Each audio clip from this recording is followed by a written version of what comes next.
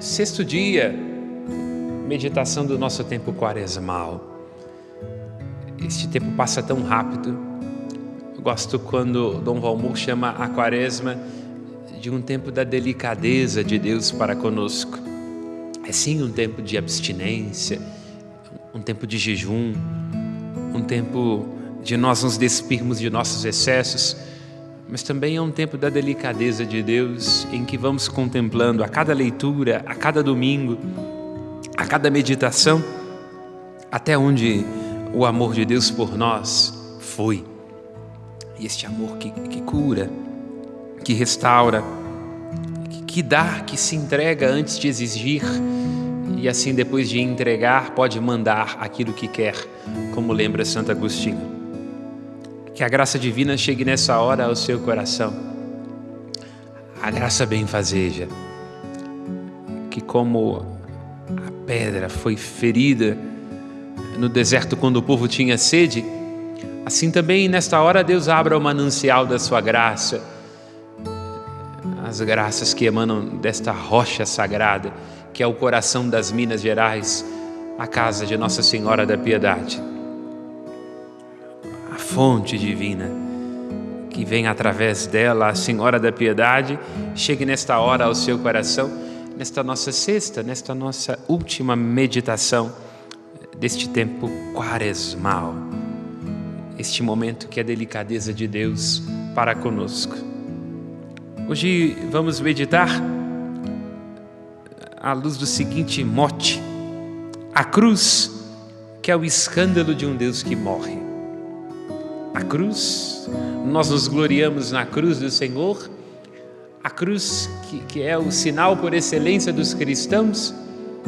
Olhando-a, vemos aquilo que há de mais genuíno, de mais fundamental em nossa fé, a saber, o sacrifício redentor de nosso Senhor Jesus Cristo, no qual foi paga a dívida dos nossos pecados, o peso sobre os nossos ombros, o orgulho dos fiscais, abatido na jornada que é a Via Crucis de nosso Senhor Jesus Cristo.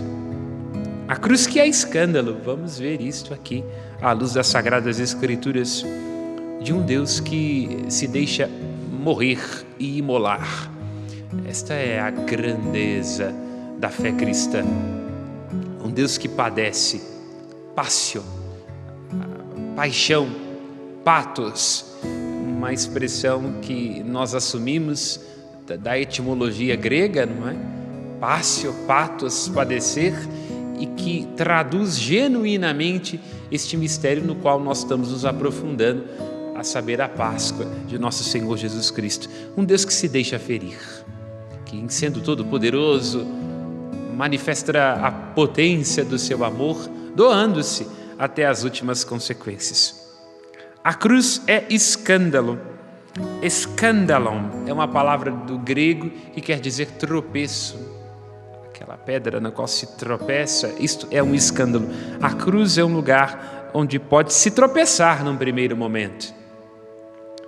E o apóstolo Paulo desenvolve este tema da cruz como sendo o lugar onde a gente pode se perder, quando na carta aos Coríntios ele diz, Coríntios 1, versículo 22 a 23, com efeito, enquanto os judeus pedem sinais e os gregos buscam a sabedoria, nós pregamos o Cristo crucificado, escândalo para os judeus e loucura para os gentios. O apóstolo Paulo, aqui, através dos judeus, através dos gregos, está sintetizando o movimento da revelação de Deus. Uma revelação sobrenatural, tecida nas páginas das Escrituras veterotestamentárias, e está, por ironia, dizendo que os judeus pedem o tempo todo sinal, sem esquecer que as Escrituras dão testemunho de Cristo.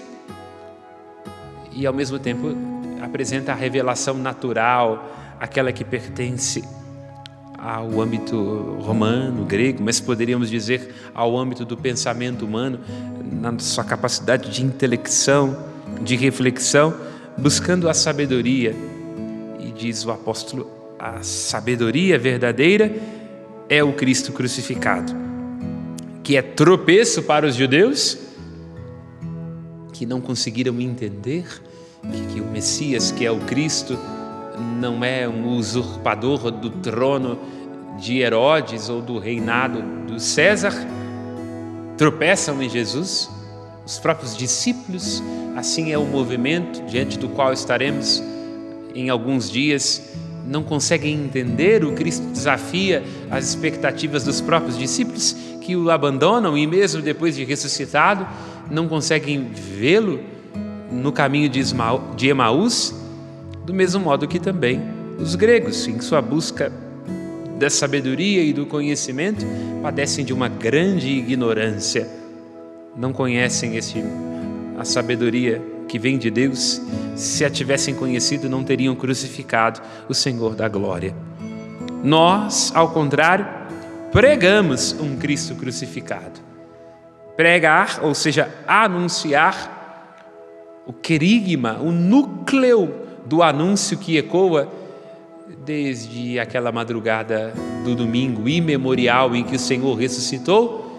O que ecoa desde aquele momento é o mistério pascal de nosso Senhor Jesus Cristo. Sua paixão, sua morte, sua ressurreição. Este é o núcleo essencial do anúncio que a igreja deve ecoar por todos os séculos até que o Cristo venha. É o que nós dizemos como anamnese, sempre depois da consagração da missa. Anunciamos, Senhor, a vossa morte, proclamamos a vossa ressurreição. Vinde, Senhor Jesus. Toda vez que comemos este pão, bebemos deste cálice, recordamos a paixão de Jesus Cristo, ficamos esperando sua volta. Devemos repetir até que ele venha. Portanto, o núcleo da pregação da Boa Nova é a crucificação de nosso Senhor Jesus Cristo.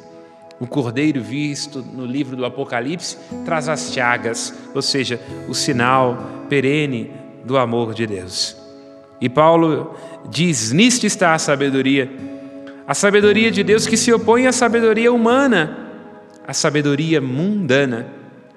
Na sabedoria mundana nós consideramos que as coisas que são sólidas, fortes, importantes, e na verdade elas não são. O que é sólido tende a desmanchar-se no ar. Os reinos deste mundo se erguem e depois se desfazem. Nós, quando julgamos conhecer alguma coisa, lembra o apóstolo na carta aos Coríntios, temos que tomar cuidado, porque quem julga conhecer ainda não conhece como é necessário conhecer.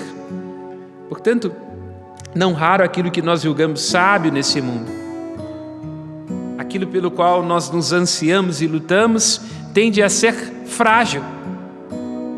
Então, o que é grande, o que aparentemente é notório neste mundo, é desprezível para Deus, vai lembrar o apóstolo versículos à frente. No entanto, aquilo que para o mundo é loucura, aquilo que para o mundo é desprezível, Deus o faz ser ocasião de glória e de sabedoria. Aqui é algo muito interessante em nossa vida, para que apreciemos a simplicidade, para que nos momentos em que a gente se sente desfazer por uma enfermidade, por uma angústia, por alguma calúnia, ali nós vejamos o mistério da cruz do Senhor que se atualiza em nossa vida, em nossa existência.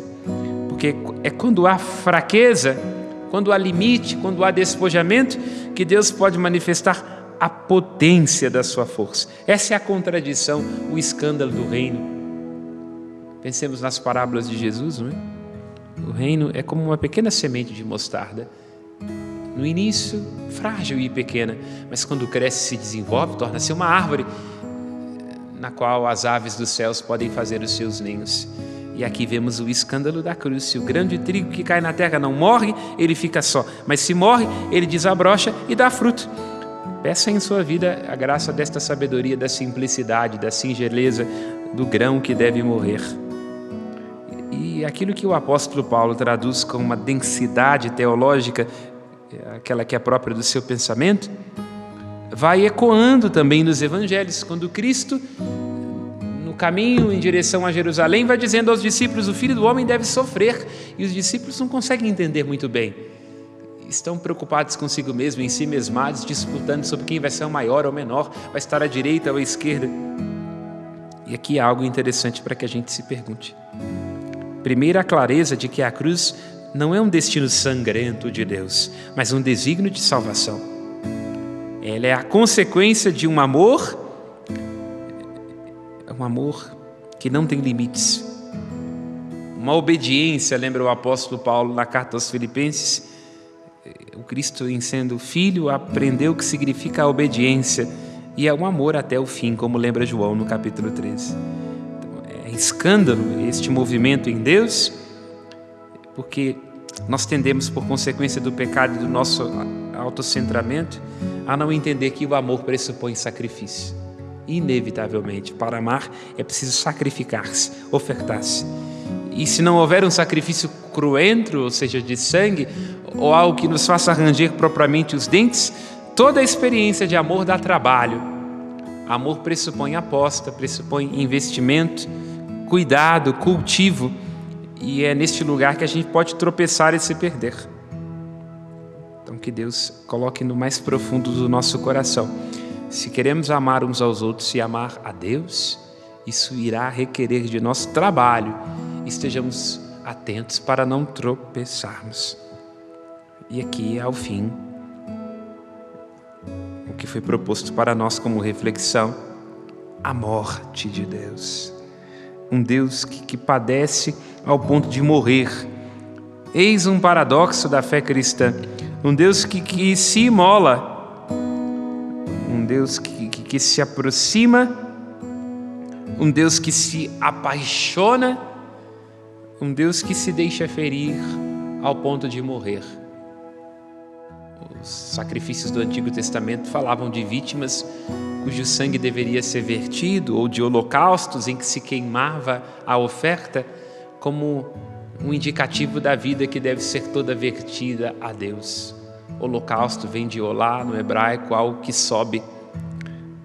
Nós contemplamos, estaremos dentre alguns dias diante deste mistério de um Deus silente, que fala na eloquência do seu amor, que se deixa ferir, atravessar, a lança atravessa o seu coração e que ele morre, fazendo-se ele mesmo sacrifício, ele mesmo condenação, para que nenhum de nós esteja condenado ou se sinta perdido.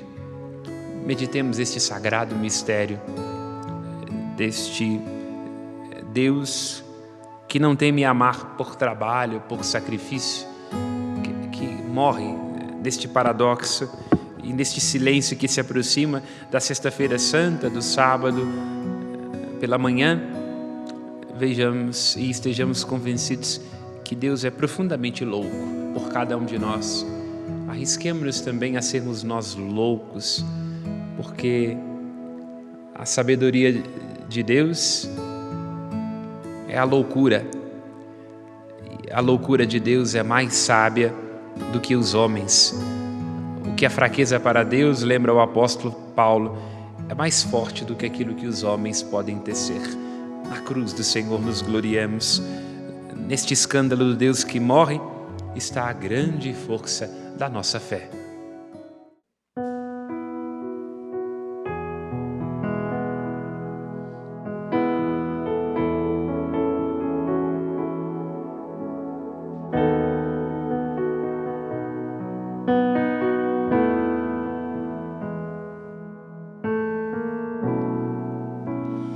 Cria em mim um coração que seja puro, um coração que seja puro. Cria em mim um coração que seja puro.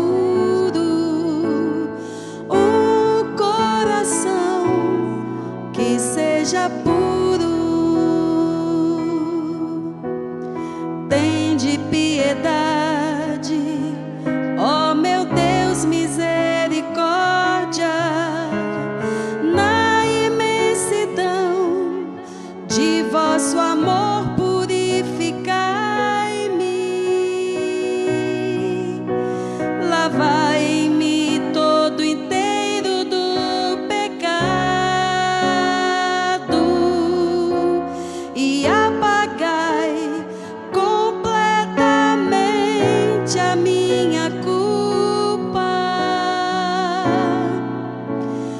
Criai em mim um coração que seja puro, um coração que seja puro. Cria em mim um coração que seja puro. Dai-me de novo um espírito decidido. Ó Senhor, não me afasteis de vossa face, nem retireis de mim o vosso Santo Espírito. Criai em mim um coração que seja puro, um coração que seja puro. Dai-me de novo a alegria de ser salvo e confirmai-me com o Espírito generoso.